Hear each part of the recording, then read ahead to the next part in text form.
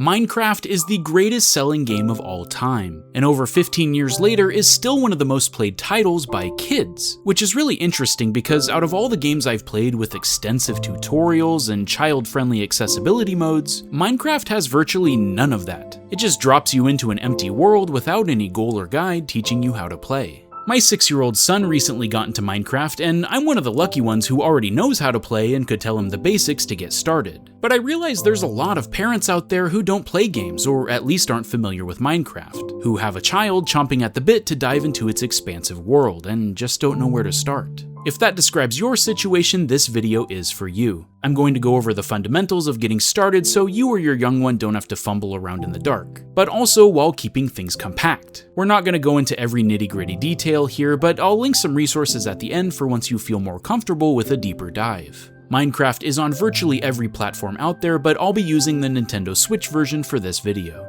Let's get right into it. So an important thing to note when you first boot up the game is that there are two major game modes. When creating a new world, it'll ask if you want to do creative or survival. And while I'm mainly going to focus on survival here since it's the meat and potatoes of Minecraft, creative mode lets you build structures or artistic creations with infinite resources, and no threat of dying. If your kid just wants to make things without the limitations of the base game, like gathering supplies, food management, or building a base, this is the mode you'll want to choose. You can even fly around by pressing jump twice for ease of movement. Think of it like a blank canvas for an artist to paint as they see fit. Survival mode, on the other hand, is all about, well, surviving. When you start up a new world, you may be wondering what you're even supposed to do in Minecraft. And while there is a list of requirements the player can do to reach the final boss and roll credits, I definitely don't recommend setting that as your goal when you're first starting out. Minecraft is huge and randomly generated each time you create a new save file. So the first thing any aspiring player should do is find wood, trees specifically. You might start out in a biome that doesn't have any trees, like a desert or something, and while you can wander for a while and reach a new area that may have some wood, if you don't see any near you when you start, it might be easier to just create a new world again until you have some readily accessible. You can walk up to any tree and just start punching it by holding the right trigger. Eventually, you'll pop out a block of wood and you may notice that the tree doesn't fall over. All the blocks in Minecraft aren't affected by gravity, except for sand and gravel, we'll get to that eventually, but you can just keep breaking the remainder of this tree without fear of it falling over or anything. Congratulations, now you can start the crafting portion of Minecraft. If you open up your inventory by pressing X, you'll see the wood blocks you gathered. Now, this screen might seem a little overwhelming, so let me show you what you're looking at. Your inventory is where items you collect go, and this is the box in which you can create more items with resources that you gather. We're about to make a crafting table, which increases its size from 2x2 to a 3x3 square. While there aren't any tutorials in Minecraft, something they did add that's helpful is this list on the left that shows everything you're able to make in the game. And you can just select the item from this menu without having to actually add the pieces one by one into the crafting box. If you don't have the resources to make something, it'll be red, but if you do, it shows at the top with a gray background. If you want to reduce the options to only things you're able to build, you can flip this toggle switch to only show currently craftable items. They're organized by categories at the top, but for now you want to turn your wood blocks into wooden planks, which are a major building block for lots of useful items in this game. Once you have wooden planks, you can make a crafting table, and this will open up more options of what you're able to create. If you put your crafting table into your toolbar here, you can select it by using the L or R buttons until it's in your hands, and then place it down on the ground with the left trigger. Interact with it by pressing left trigger again, and now you can make tools that will make collecting stuff even easier. Wooden planks can be broken down even further into sticks, which can then be combined with more wooden planks to make a shovel, an axe, and a pickaxe. These all have different specialties that make gathering blocks much quicker. The shovel speeds up digging dirt or sand, the axe helps with chopping wood, and the pickaxe lets you mine out stone blocks. If you use a different tool for the wrong purpose, it won't go any faster, and sometimes it won't even give you the block you just broke because it requires a certain tool to get it. For now, you want to use the axe to chop down a lot of wood because it's time to build a shelter. Something I hadn't mentioned yet is that there are enemies in Minecraft that come out at night and try to kill you, so you're going to need a place to wait out until morning when they disappear. And daylight only lasts for 10 real-life minutes, so time is of the essence. If that sounds like it'll be too intimidating for your child like it was for mine, you can adjust the difficulty setting in the menu and change it to peaceful, which means enemies won't appear at all and you recover any lost health automatically. I recommend turning peaceful on for a first-time player until you have a house set up and are ready with proper supplies to face enemies. The only way you can die in this mode is by jumping off too high of a cliff, so don't do that. One wood block creates 4 wooden planks, and stacks of blocks max out at 64. So you can make about 4 stacks of 64 planks by chopping down roughly 10 to 12 trees. You may notice they pop out these saplings when they're destroyed. You can place these back on the ground to replant the trees and they'll grow back in a few days. Once you have a lot of planks, you can place them down with the left trigger to create your home. This can be as elaborate or simple as you would like. I usually start by making a simple 10 by 10 square and build up the walls 4 blocks high. Then from the inside, you can start placing the roof across the top by stacking the blocks next to the walls. If you accidentally misplace a piece, you can just destroy it and it'll pop back out as an item to collect again. When you're done, it's going to be real dark inside. We'll get torches in a minute, but you can also put your crafting table inside and make a door if you feel like it, so you can go in and out while still closing it off to enemies when you leave.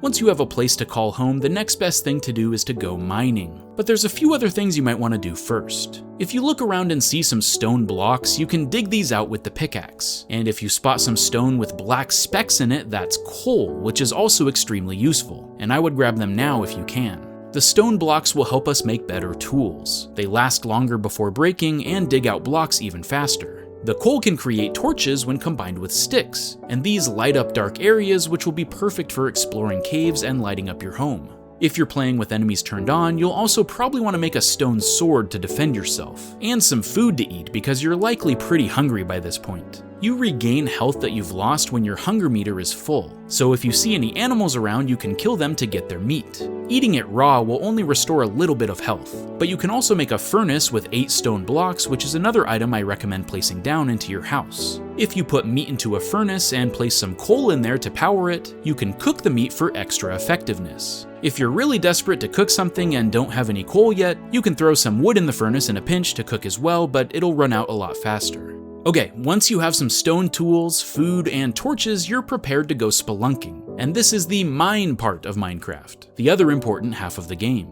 If you've explored around your base, you may have found a cave or pit or something that leads underground. Some of the best items in Minecraft are in caves, especially the deeper you go, but it also gets more dangerous down there. Watch out for large drops or, even worse, lava, which can burn you to a crisp if you're not careful. If you accidentally fall down a pit or can't get back up a ledge, you can dig out some walls around you and place them below yourself while jumping to build a quick ladder back up to where you came from. Sometimes it's helpful to always carry a stack of stone or dirt blocks just for this purpose. Another important rule of Minecraft is to never dig straight down below you, because you might come upon a giant chasm or lava pit with no way to avoid it.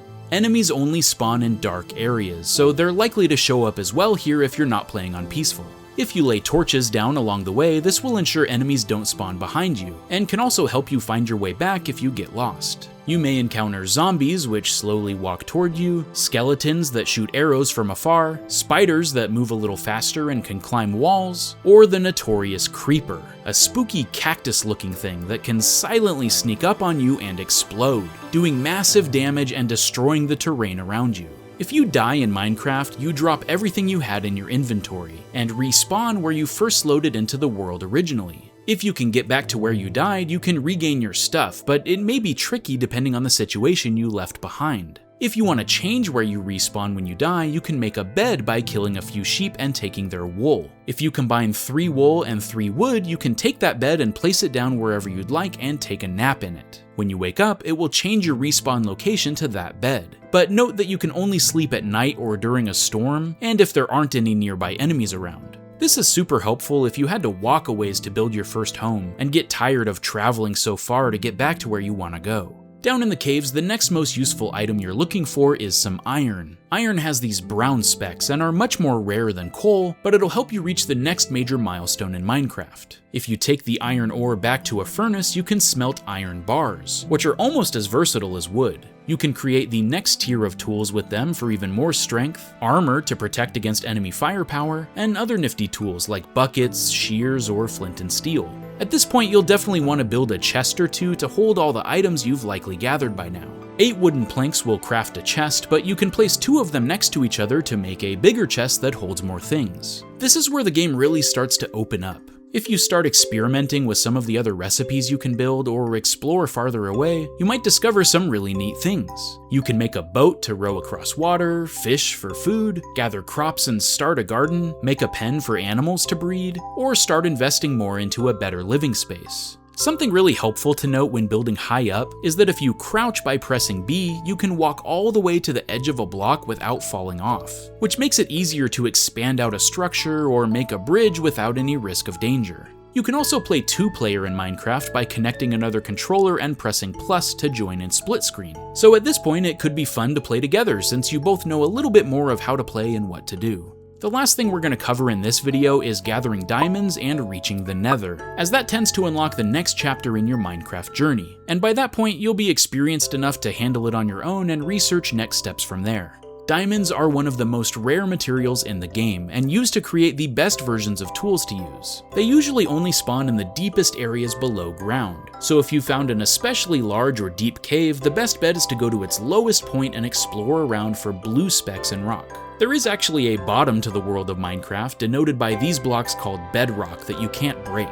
So if you reach these, go up a little ways and search around. You can also strip mine at this depth, trying to dig them out, but it can be pretty monotonous. However you decide to hunt for them, once you do find a vein of diamonds, make sure you have an iron pickaxe. Any quality lower than that will not be able to turn the blocks into collectible diamonds. While more is always welcome, so you could create diamond armor and other tools, the minimum we want to collect for our purposes is 3 so you can make a diamond pickaxe. The reason this is so important is because you need a diamond pickaxe to effectively mine out obsidian, an extremely dense rock type that spawns around where lava and water meet. Fun fact, you can create your own obsidian by placing water and lava into a pit yourself with some buckets and then digging it out.